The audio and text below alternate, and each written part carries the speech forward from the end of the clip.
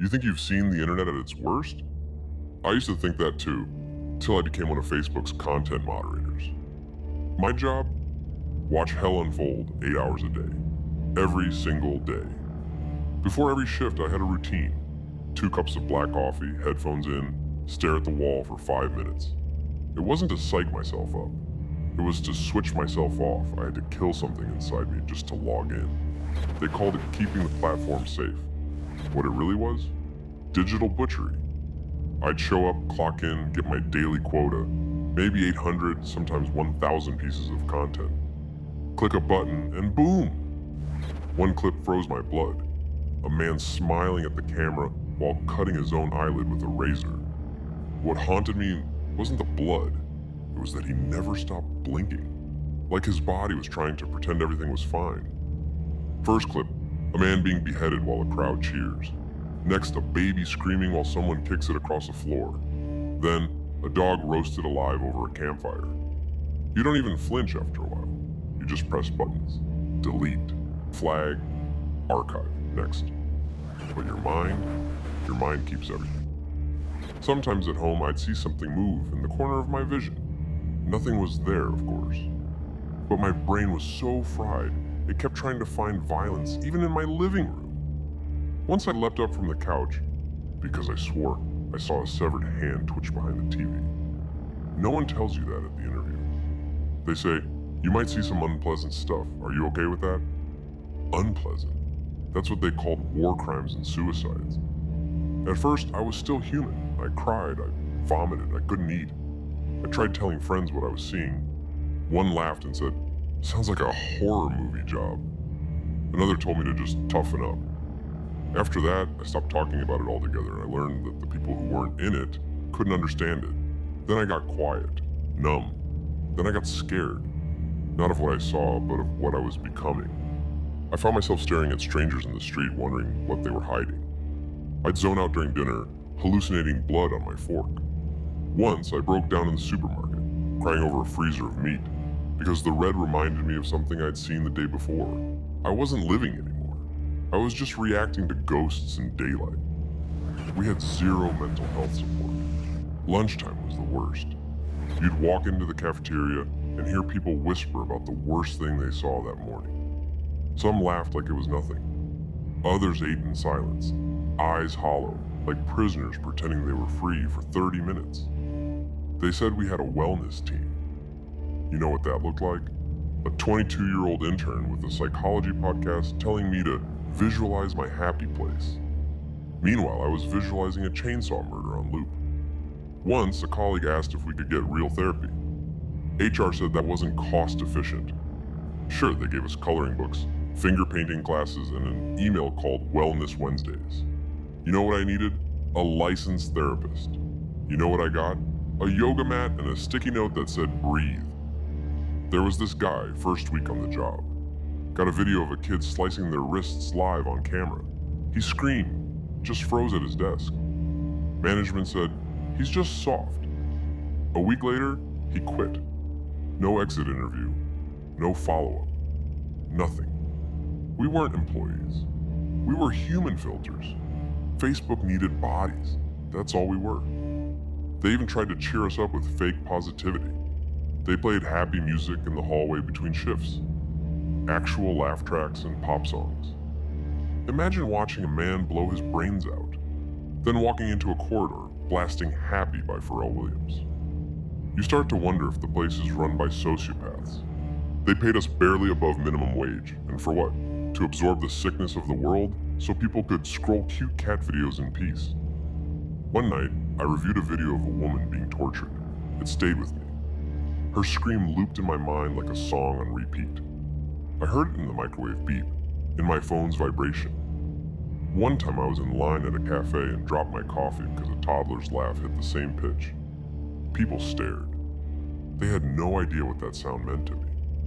Her screams weren't just sounds, they became my inner monologue. I'd hear her when the shower ran. In my dreams, she'd whisper my name.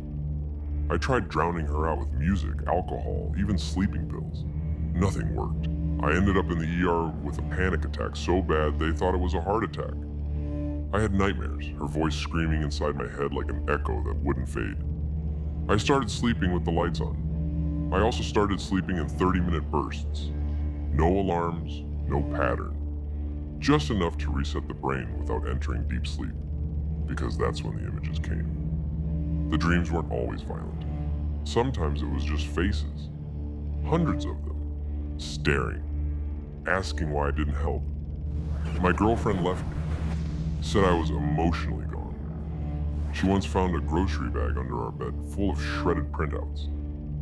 I'd printed screenshots, not even realizing I brought work home. Blood, body parts, hate speech, all mixed in with receipts and toothpaste. She screamed.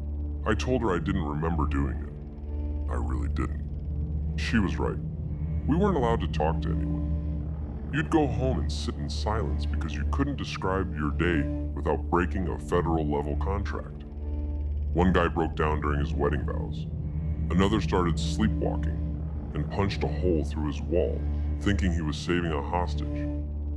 We were mentally fractured, held together with fake smiles and signed documents. Signed NDAs so strict it felt criminal.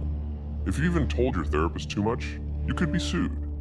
I remember this one day, some footage came through of a man abusing a corpse. Another guy, a father of two, looked at it, paused, and said, "I think I'm done." He walked out, never came back. And still, Facebook said we were exaggerating. Mark Zuckerberg, when asked about us, said, "It's a bit overdramatic." Overdramatic? Let me ask you, have you ever watched a child hang themselves and then had to decide if it qualifies as graphic violence or just harmful content? I remember the first time I hesitated. It was a video of a teenage girl crying before taking pills.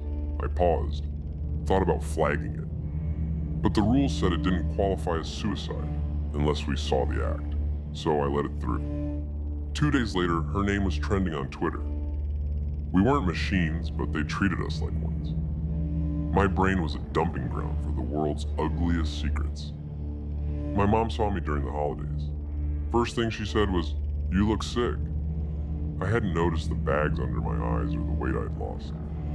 I lied and said it was just work stress. She didn't push, but she kept watching me like I was someone else. And yet we had to be precise. Sometimes the difference between leaving a video up or deleting it came down to seconds, literally 3 seconds of context. 1 second too short and it's just a prank. 1 word too much and it's hate speech. Your mouse decides who gets silenced and who doesn't. It messes with your sense of right and wrong. If I missed a terrorist logo in the corner of a video, I got written up. If I flagged something incorrectly, I was impacting engagement. The worst moment? I got a call from a friend I trained with. He said he couldn't take it anymore. 2 weeks later, his family posted that he took his life. Still think we're being dramatic? One of us used to joke, we're the janitors of the digital sewer. But even janitors wear gloves. We had nothing, just our minds, raw and unprotected. Another guy used to watch cat videos on the second screen while moderating executions, just to stay sane. Didn't work. He started twitching anytime he heard meowing. I'm not here to get sympathy, I'm here to warn you. What you see online, that's the polished version of reality. What we saw behind the curtain, there was this one video, I'll never forget it. A toddler left alone in a room. The parents locked them in with a pit bull for discipline. The footage ended before you saw the worst part. But I knew, we all knew. And the question wasn't, should this be deleted? It was, do I delete this before it deletes me? It wasn't just censorship, it was a machine fed by trauma. The truth is, this system isn't broken. It works exactly as designed. They don't want to care, because if they cared, they'd have to pay the price. You know what's cheaper than therapy? A new hire. One night, I sat next to a guy who whispered to himself the whole shift. Thought he was joking, until he told me he saw faces in the footage. Not the ones being filmed, extra ones. Watching us, laughing when we pressed delete. But we paid it instead. With our sleep, our minds, our lives. So next time you scroll through your feed and see nothing but joy, just remember, someone like me had to wade through a sea of human misery to make sure that post made it to your screen. We weren't heroes. We were the shield. But even shields cracked. Some of us drink now. Some disappeared completely. A few moved to remote towns and stopped using the internet altogether. Me, I just try to forget. But the algorithm never forgets. And neither does my brain. And Facebook didn't just use us, it buried us.